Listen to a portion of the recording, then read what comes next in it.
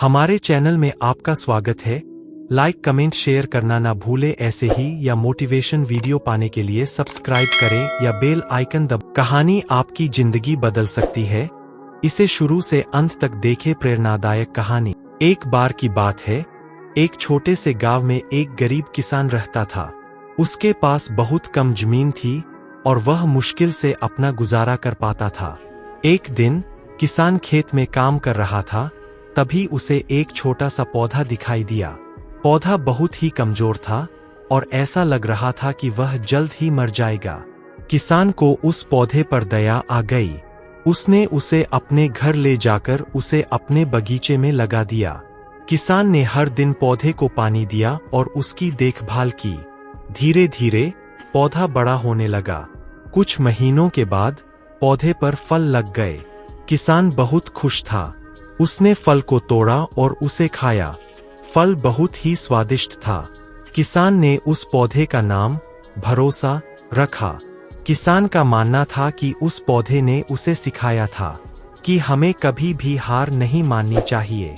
हमें हमेशा भरोसा रखना चाहिए कि चीजें बेहतर होंगी। हमें कभी भी हार नहीं माननी चाहिए। हमें हमेशा भरोसा रखना चाहिए कि चीजें बेहतर होंगी।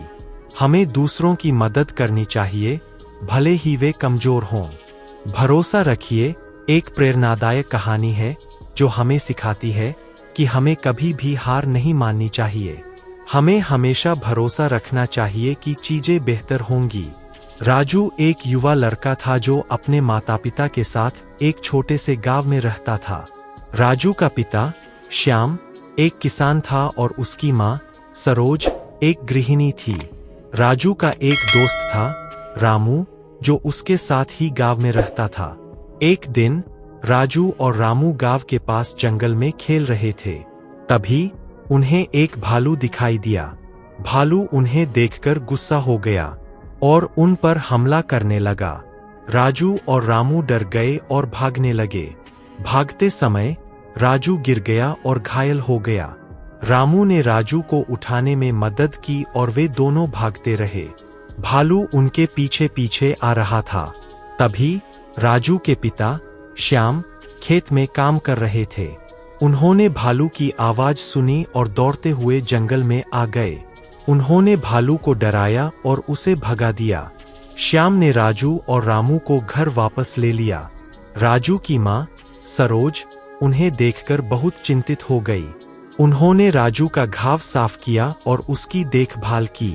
राजू ठीक हो गया और वह अपने पिता का बहुत आभारी था।